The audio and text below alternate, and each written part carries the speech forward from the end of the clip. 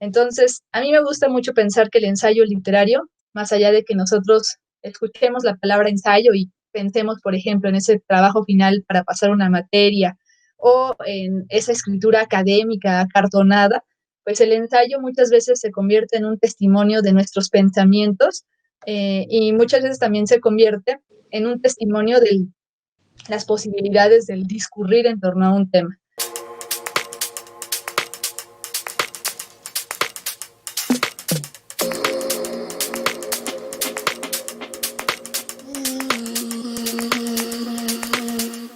Hola, hola, bienvenidos una vez más a La Otredad de H, este canal que pretende difundir a los especialistas en derechos humanos o todo lo que se relacione con derechos humanos y también el discurso de derechos humanos. Hoy tenemos a una chica ensayista muy joven, muy talentosa, de la cual estamos muy orgullosos en México, Laura Sofía Rivero, quien ha logrado obtener varias preseas en certámenes nacionales e internacionales, como el de literatura Sor Juana Inés de la Cruz en 2017 por Tomografía de lo ínfimo, el premio Dolores Castro en 2016 por Retóricas del presente y otras distinciones. Ha sido becaria de la Fundación para las Letras Mexicanas y del programa Jóvenes Creadores del Fondo Nacional para la Cultura y las Artes y ha publicado en las revistas Nexos, Tierra Adentro, Letras Libres, Revista de la Universidad de este país y muchísimos más. Tuvimos la noticia de que Laura Sofía había ganado el Premio Nacional de Ensayo Joven José Luis Martínez, justo de ese año 2020.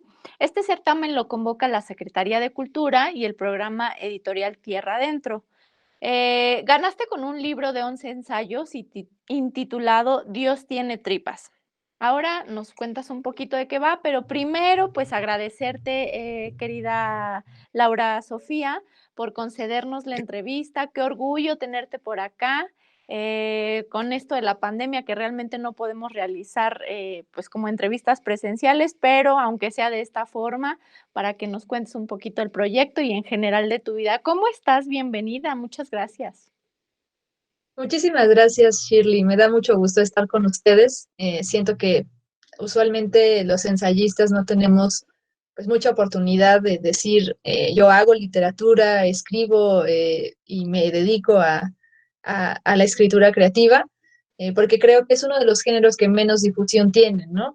Eh, Usualmente estamos acostumbrados a escuchar a poetas, narradores.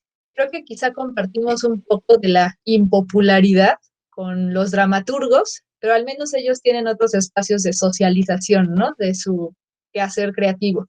Entonces me da mucho gusto estar aquí, poder hablar un poco del ensayo y pues de este libro que espero ahora sí se pueda publicar. Habitualmente los premios Tierra Adentro se publicaban en el año en curso, cuando se ganaba el premio, pero bueno, sabemos que este año que ha pasado y este que inicia, pues tienen otras características, entonces ojalá que sí se pueda publicar este libro en este año.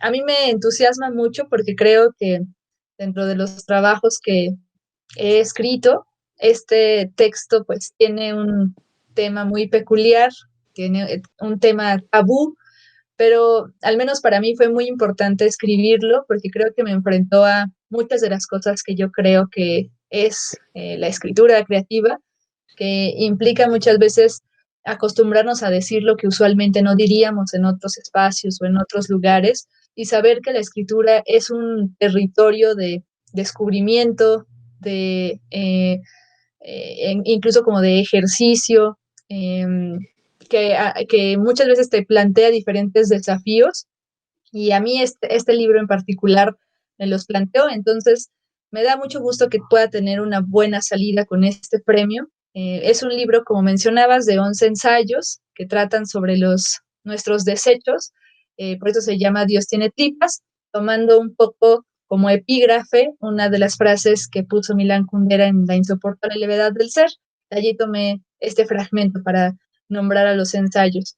Y bueno, aunque es un tema pues bastante peculiar por esto que él mencionaba, que es un tema tabú, me pareció muy interesante escribir el libro, uno, por tratar de nombrar lo innombrable, lo que siempre tratamos de ocultar. me llamaba mucho la atención eso, porque si es una experiencia humana compartida, pocas veces la verbalizamos o pocas veces nos ponemos a pensar qué implicaciones tiene este tema.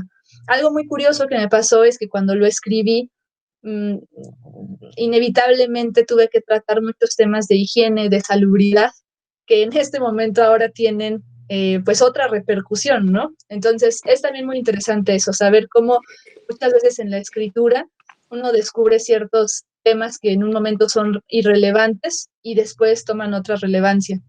Uno de los ensayos hace poco releyendo el libro, me pareció curioso que empieza diciendo 20% de los mexicanos nos lavamos las manos. Y me puse a pensar, híjole, bueno, ahora qué, ¿cómo se escribiría ese ensayo, no? Entonces, a mí me gusta mucho pensar que el ensayo literario, más allá de que nosotros escuchemos la palabra ensayo y pensemos, por ejemplo, en ese trabajo final para pasar una materia o en esa escritura académica acartonada, pues el ensayo muchas veces se convierte en un testimonio de nuestros pensamientos y muchas veces también se convierte en un testimonio de las posibilidades del discurrir en torno a un tema. Entonces, estos 11 ensayos, si bien tienen este hilo conductor de nuestros desechos, van pasando por otros temas que pues incluso tienen otras repercusiones y que me hicieron pensar en que aunque esta es una experiencia humana colectiva, al no hablar de ella, hay muchas cosas ocultas que quizá no tenemos muy en claro y que me parecía interesante poner de relevancia.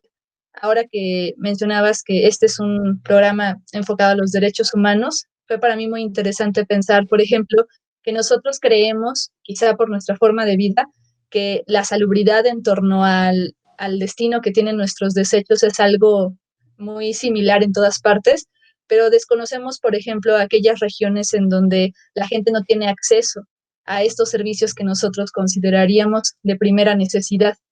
En la escritura del libro, de hecho, descubrí que el 19 de noviembre se celebra se conmemora el Día Internacional del Retrete, que aunque nos parezca un nombre hasta gracioso, porque nosotros no veríamos la importancia que podría tener un artefacto como este en nuestra vida, es una realidad que son muy pocas las personas que tienen acceso a estos servicios. Entonces, así como este tema, muchos otros fui descubriendo a lo largo del libro, que traté también de trabajar un poco con humor, para, no quitarle también otra beta muy tratada al respecto de este tema. Y fue para mí muy divertido, muy interesante satisfacer esa curiosidad de cosas que usualmente me estarían vedadas preguntar. Pues suena muy interesante. Ya esperamos verlo a la venta, publicado. Más o menos, ¿cuándo podremos acceder a él? Pues la promesa de los editores es que se pueda publicar en el primer trimestre de este año. Sin embargo, pues ahora sí que de las promesas no podemos confiar mucho, entonces ya estaré yo avisando en mis redes, en mi página, cuando se publique. Ojalá que sí sea a inicios. Ojalá que sí, aunque todos los panoramas en general se antojan adversos, dada la pandemia, ¿no? Porque no sé cuándo Claro. vayan a ver esto, pero en 2021 estamos en una pandemia. Oye, ¿cuánto te tardaste en escribirlo? Ya nos dijiste más o menos de dónde te surge la idea, pero luego sueñas cosas o ya lo ibas armando desde chica o como que ya traías la idea y esta frase de Milán Kundera, entonces detonó tu idea. ¿Cómo fue?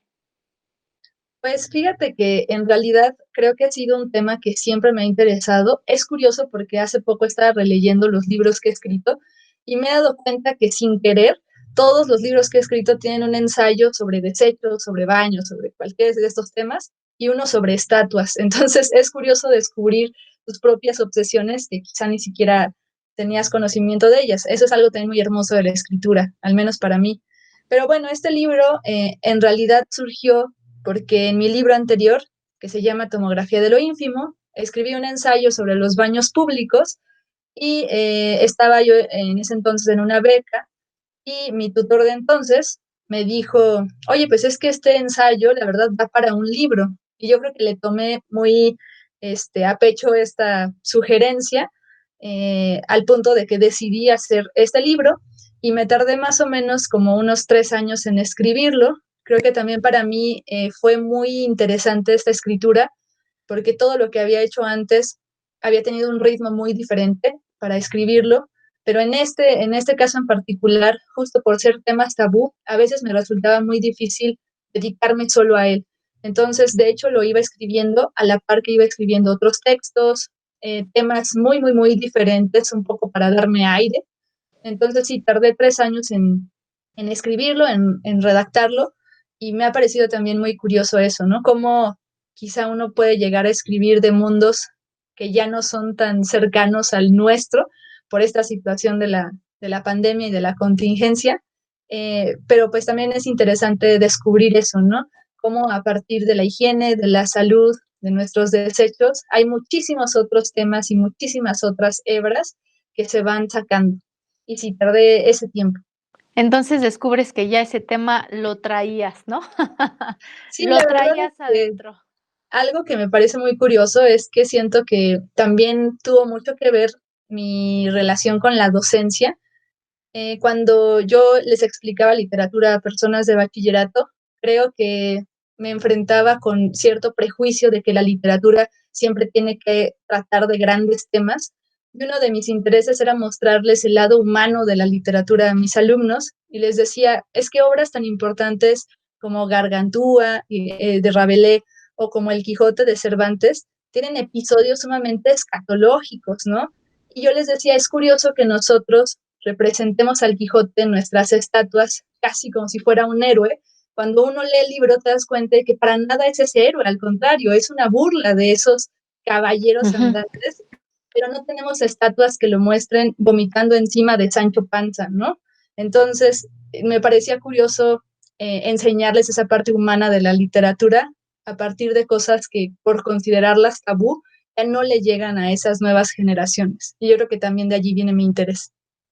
Oye, Lau, sé que egresas de la carrera de Lengua y Literatura Hispana, pero ¿es entonces o en ese momento que empiezas a escribir de manera formal o desde cuándo lo haces ya de manera formal?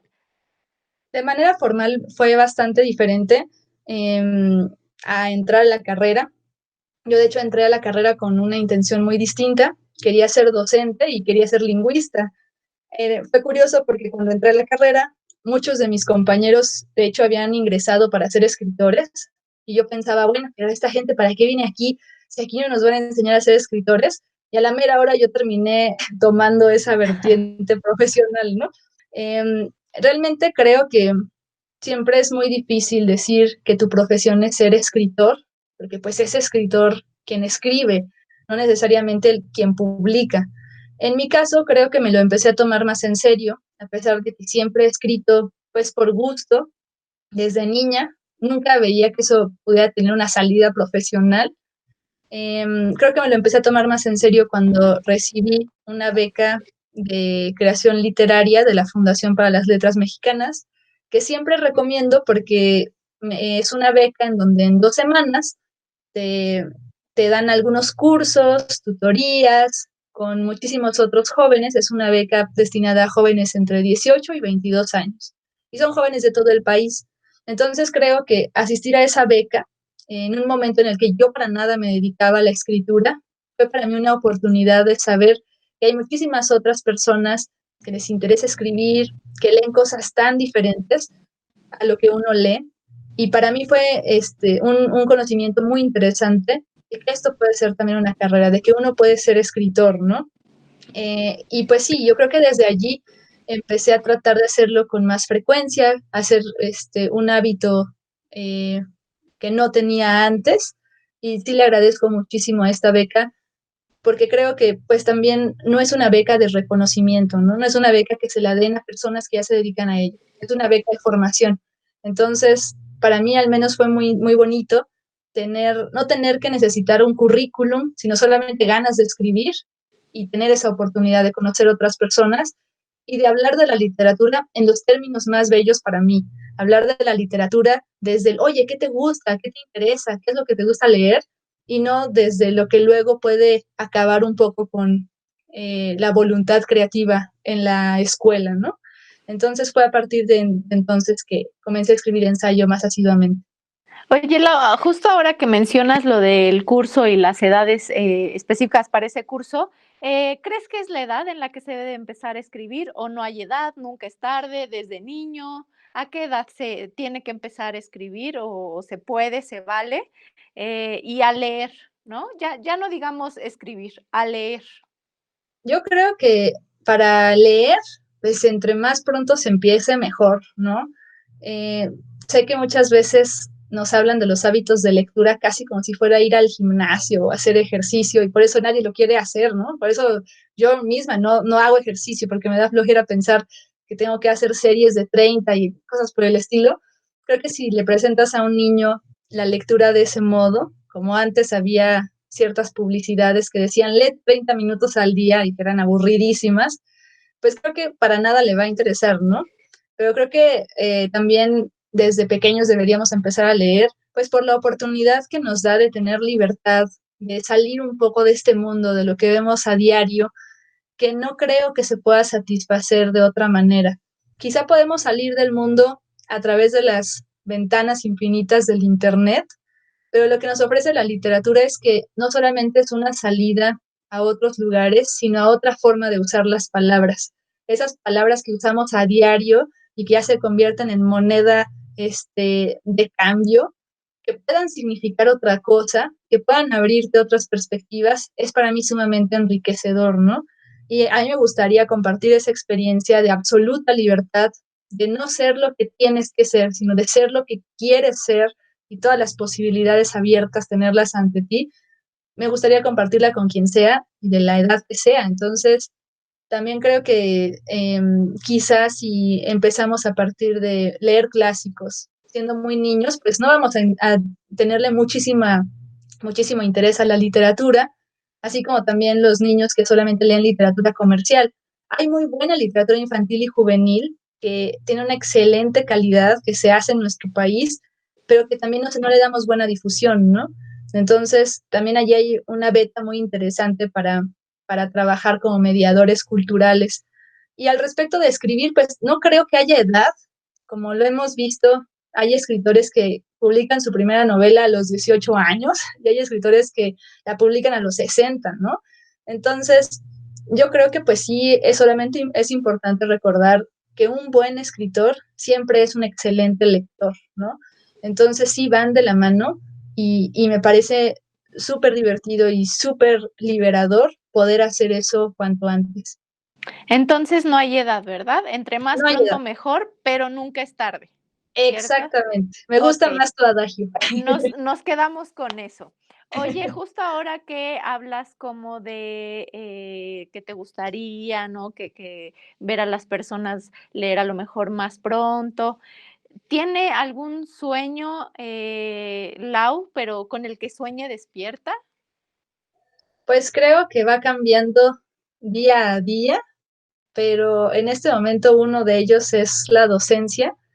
Me gustaría mucho que la docencia pudiera tener otras posibilidades, más allá de que nos convirtamos en máquinas calificadoras que ponen 8, 9, 10, 9, 5, etcétera, sino que en verdad se convirtiera en este proceso comunitario de compartir las obsesiones personales, la curiosidad sin límites con otros. Eso me gustaría que pudiera pasar.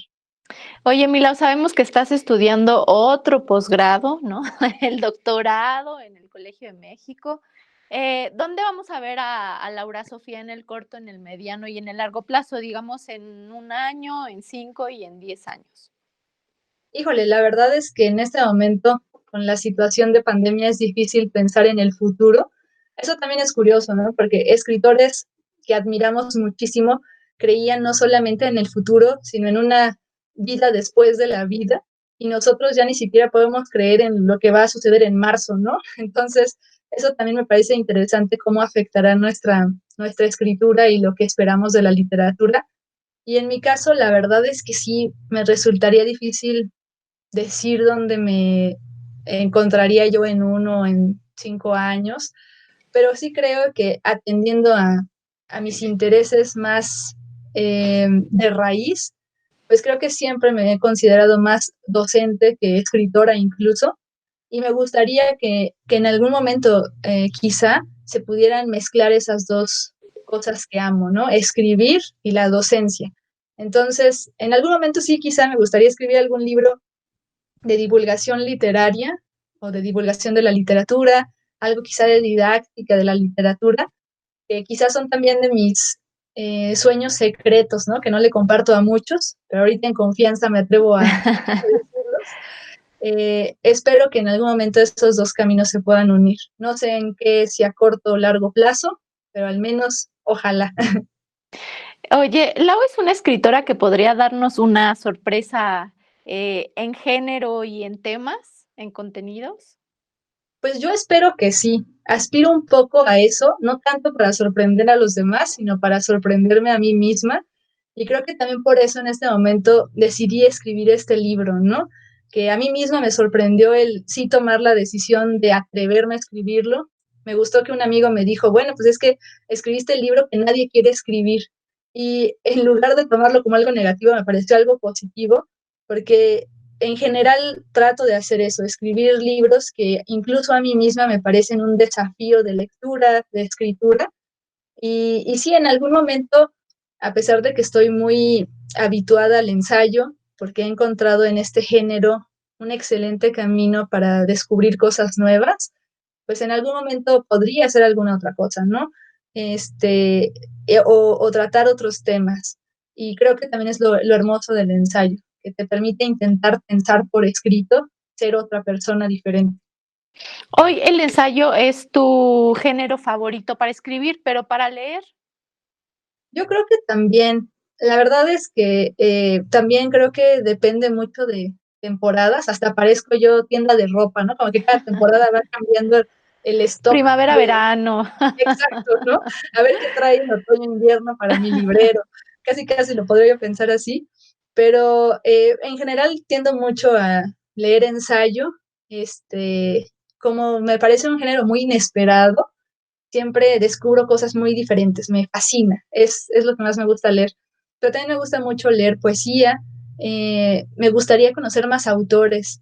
También creo que de mis lecturas favoritas, pues, más allá de géneros, me gusta mucho la literatura mexicana, entonces disfruto mucho de revisar eh, incluso no solamente mexicana contemporánea, que sí me gusta, sino en otras épocas.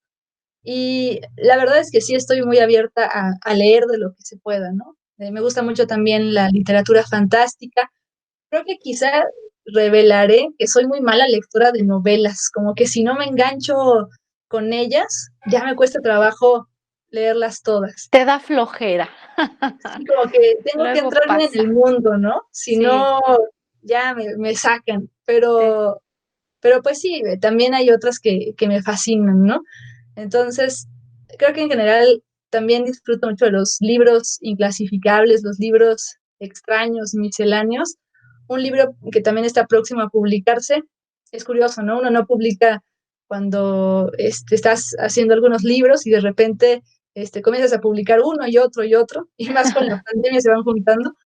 Pero otro libro que está próximo a publicarse, es un libro que yo decidí que fuera no solo de ensayo, sino de prosas misceláneas. Y yo creo que un poco atendiendo a mis propios gustos, que me gustan mucho los libros misceláneos, que no puedo decir de qué género son. Oye, ya es como tradición de la otra de H, ¿no? Que yo les doy como ciertos conceptos, intentando rescatar lo primero que se les venga a la mente a los invitados. Y entonces, pues yo te voy a dar unos conceptos y tú me contestas con lo primero que se te venga a la mente, procurando que sea con una sola palabra, ¿va? Ok, perfecto. La primera, feminismo. Es muy curioso este ejercicio, pero pues yo diría que necesario y cuestionable. No puedo explicar más por qué es el ejercicio, Ok, luego nos cuentas, luego nos pero ya cuentas. sabremos de hacer alguna plática.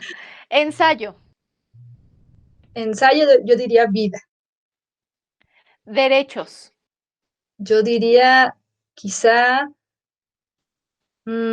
olvidados. pandemia, Mm, larguísima. Ay, sí, ya se tardó mucho esto. Prejuicio. Prejuicio, yo diría orgullo. Como la novela que no terminé de leer. O dirían Lealtad. mis alumnos como la película. Sí, sí, sí. Lealtad. Familia. Guerra. Mm, oscuridad. Literatura. Raíces. Pasión. Libros. Cultura. Mm, yo diría umbrales. Felicidad. Mm, leer. Paz. Soledad. Infancia. Descuidada. Educación. Pilar. Machismo. Violencia. Tolerancia. Valor. Muy bien, Lau. Ese fue el pilón, pero ¿sabes qué me llamó mucho la atención tu respuesta de felicidad que dijiste leer? ¿Qué te produce más felicidad, leer o escribir o son placeres distintos?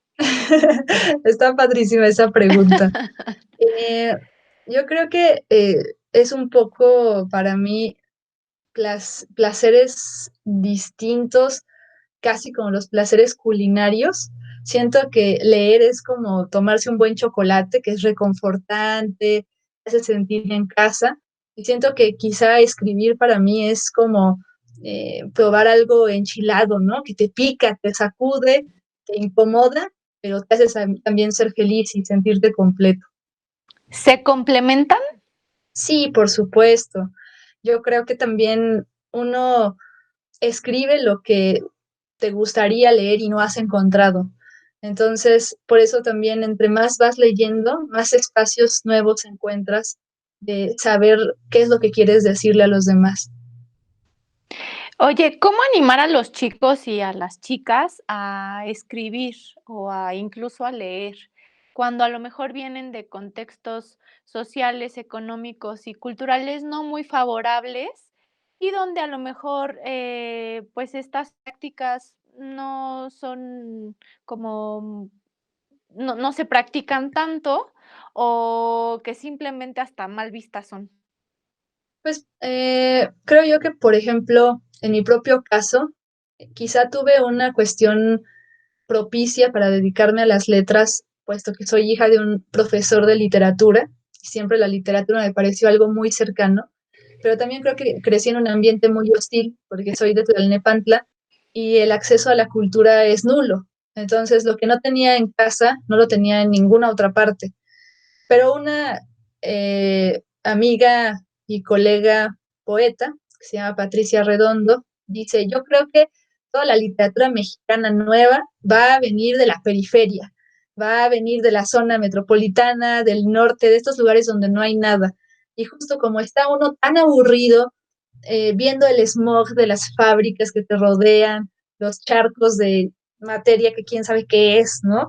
Y ese aburrimiento grisáceo que inunda todos los días, pues por eso no tienes otra opción que salir de allí a través de la escritura, ¿no? De la literatura, de estos espacios que permiten que la imaginación logre que tú habites el lugar que quieras. Entonces, yo eso les diría a los chicos o a las chicas que vienen de lugares no propicios, pensar que quizás son incluso los más propicios o son los mejores para hacer que la literatura no solo se convierta en un accesorio, sino se convierta en una cuestión vital, de que si no la tienes no puedes tener otra cosa. Al menos para mí fue así y creo que quizá muchas personas piensen que escribir es una actividad que haces en un momento idóneo y que cuando uno escribe están cantando los pájaros en la ventana y tienes tu té calientito, pero pues no, en realidad uno escribe a pesar de todo. Y uno escribe un párrafo y luego tienes que ir a lavar los trastes y poner la lavadora y tener una vida. Entonces, si uno está esperando el momento el idóneo para escribir, yo creo que primero uno escribiría pésima literatura, literatura de gente que tiene posibilidad de aburrirse, pero cuando uno escribe literatura como una vía de escape a las cosas terribles que te aquejan todos los días, incluso puede estar dotada de algo muy vivo, ¿no?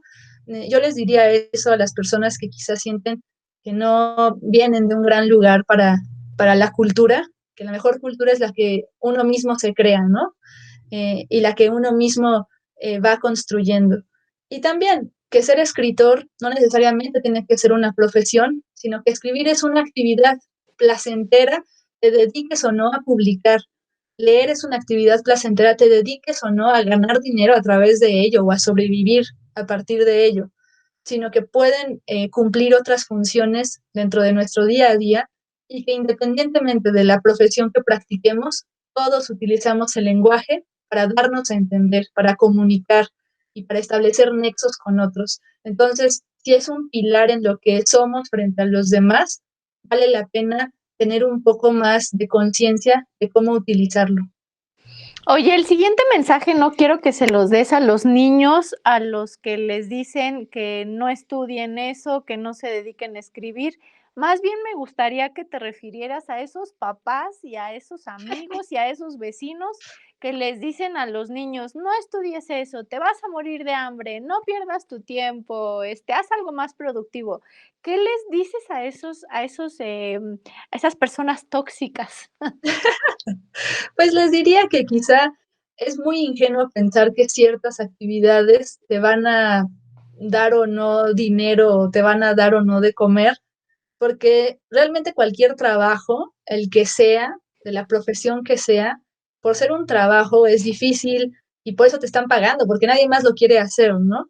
Entonces, primero que nada, creo que es muy falto de imaginación pensar que solamente hay unas carreras que te hacen poder sobrevivir, cuando yo creo que es más bien la pasión que uno tiene por algo, el motor que te va llevando a buscar más y más y más, ¿no? Entonces, sí me parece muy ingenuo pensar que solamente hay algunas actividades hechas o no para el mercado. Eh, yo creo que quizás solamente sería pensar eso, ¿no? Eh, que, que muchas veces lo que queremos hacer ya tiene un plus, que es las ganas de querer dedicarnos a eso y buscar las posibilidades que nos permitan. En este país hay también muchísimas becas, muchísimas oportunidades para escribir y pensar también eso, ¿no? Que no es que necesariamente sea nuestro único oficio, sino que incluso puede ser algo complementario. Tenemos en la historia de la literatura mexicana muchos escritores que eran ingenieros, eran abogados, a la par que escribían. Entonces, es lo bonito de escribir, que puede ser algo que ocurra también simultáneamente. Oye, ¿qué opinas de estas consideraciones un poco prejuiciosas, no? Que vamos escuchando e incluso repitiendo, tipo, el que no lee es ignorante y el que lee es un súper sabio. Para nada, yo creo que la lectura, uno, no te convierte en mejor persona, dos, no te hace alguien más inteligente. Creo que otras cosas te pueden ofrecer la lectura y la literatura. Pensar que la sabiduría solamente está en los libros, pues es bastante también ingenuo, ¿no? Desconsiderado, porque pues cualquiera puede escribir lo que se le antoje, publicarlo, uno lo imprime, lo empasta y ya está publicado, ¿no? De alguna manera. O ahora, como existe la publicación vía electrónica, y, y publicar no significa decir verdades, por lo mismo leer no significa ser más inteligente. Y creo que también muchos de nuestros escritores fundamentales, y pienso en este momento, por ejemplo, en Cervantes, ¿no? Que es el padre de nuestro lenguaje, es literario al menos, abrevaban mucho de la inteligencia o la sabiduría popular, que está en los refranes, que está en las leyendas, que está en los mitos, que está en lo que vamos diciendo día a día, ¿no? Entonces, también hay allí otro espacio muy interesante para reconocernos en las palabras de los otros, y sí, para nada significa que necesariamente esa sabiduría esté inscrita en los libros. Oye, pues felicitarte entonces porque eres una de las mujeres y de las personas en general más leídas que conozco y menos soberbias intelectuales. Oye, porque Muchísimas abundan en la gracias. academia, ¿no? No, sí, pero uno tiene que ir haciendo, trabajo colectivo para ir, generando otras maneras de hablar de los libros cuando son tan divertidos, ¿no? Que no necesariamente te tienen que hacer, como dice un maestro conocido, un erudito basado en una erudición que mata, sino más bien un erudito basado en una erudición que vivifica. Creo que esa es nuestra labor de nosotros como maestros, como lectores y como escritores. Oye, Milau, ¿hay que disciplinarse para leer y escribir? Pues sí depende de la personalidad.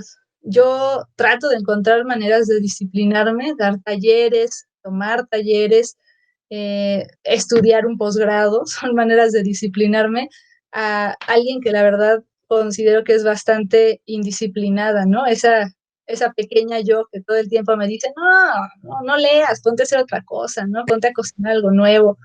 Es difícil, ¿no? Tratar de encontrar espacios para, para una actividad que parecería estar muy en contra del día a día. Entonces, creo que sí depende mucho de la personalidad. Yo que me considero alguien muy indisciplinada, trato de encontrar maneras de disciplinarme, pero no siempre funciona. Y creo que también es bueno saber eso, ¿no? Que más allá del tener horarios para escribir, quizás lo más importante es encontrar razones para escribir, motivos para escribir. Oye, Milau, algo que nos esté faltando, déjanos tus redes sociales donde te podemos encontrar. Ya sabemos que tienes una página donde podemos encontrar todas tus creaciones o donde podemos localizarte. Y bueno, primero eso. Sí, claro que sí. La verdad es que trato de ir quitando un poco de mi vida las redes sociales, pero es muy difícil en este mundo actual que vivimos y más virtual. Pero tengo una página que se llama parasitomimético.wordpress, en donde coloco los enlaces a las cosas que publico, los talleres que doy, y tengo también un formulario de contacto porque siempre me gusta que los diálogos que quizás se pueden quedar un poco a medias en otros espacios se puedan continuar de manera personal. Y a mí siempre me da muchísimo gusto recibir comunicación de otros lectores como yo que quieran saber algo más del ensayo, algo más de lo que hago, de los talleres, etcétera. Ahí lo pueden encontrar. Oye, Milau, ya por último y abusando de tu confianza, ¿algún mensaje que le quieras dejar a las personas que se inspiran en ti o que tus obras les inspiran? Pues primero que nada un agradecimiento, porque justo pues apenas estoy yo misma en formación, apenas estoy descubriendo qué quiero escribir, qué quiero hacer, entonces me siento muy agradecida de poder compartir esas preguntas con otras personas, pero también principalmente que puedan encontrar otro tipo de escritores que les interesen. Siempre hay muchísimos nombres que uno podría compartir. Regreso yo siempre a Montaigne, que aunque ya es bastante viejito y hay algunas personas a las que les parece ya muy anticuado, yo siempre encuentro muchas respuestas a preguntas que tengo. Entonces, pues sí, que traten de encontrar en el ensayo un tipo de lectura que acompaña, porque como bien sabemos, es un pensar por escrito, es un conversar a partir de lo que ya nos han dicho otros autores. Entonces, que continúen esa conversación leyendo más ensayo literario, un género que a mí me parece formidable. Pues muy feliz año, Lau, muchas gracias. ¿Cuáles son tus propósitos del 2021? Primero, sobrevivir a la pandemia, Ay, sí, que yo y creo que ahí los es el tuyos. único. Sí, Pero sí. pues sí, la verdad es que ahorita es el único propósito, ir encontrando quizá propósitos para cada día a día, pero esta vez creo que sí es un año muy diferente, que no tengo algunos como anuales, aunque sí espero que en la escritura pueda ya yo encontrar pues ese espacio que he tenido todo el tiempo de descubrir nuevas preguntas, ser una persona que no puedo ser en otros espacios públicos y ese quizás sea mi propósito, más bien porque ha sido todo el tiempo, ¿no? Pues muchas gracias, Lau. ¿Algo que nos esté faltando? Yo creo que no. Allí en mi página pueden tener el contacto si alguien más se quedó con alguna cosa que quisiera platicar. Como buen ensayista me encantan las conversaciones, entonces será un gusto tenerlas cada que se pueda. Muchas gracias. Mi agradecimiento, reconocimiento y admiración profunda, y espero verte muy pronto en otros espacios y colaborar a lo mejor en algunas otras cosas. Te vamos a estar buscando para que nos coaches, ¿verdad? En esto de la lectura. Muchísimas Cuídate gracias por la mucho. invitación. Feliz 2021 y un abrazo a ti y a toda la audiencia que nos ve. Gracias por habernos acompañado y esperamos que no se pierdan las siguientes emisiones también. Un beso a todos.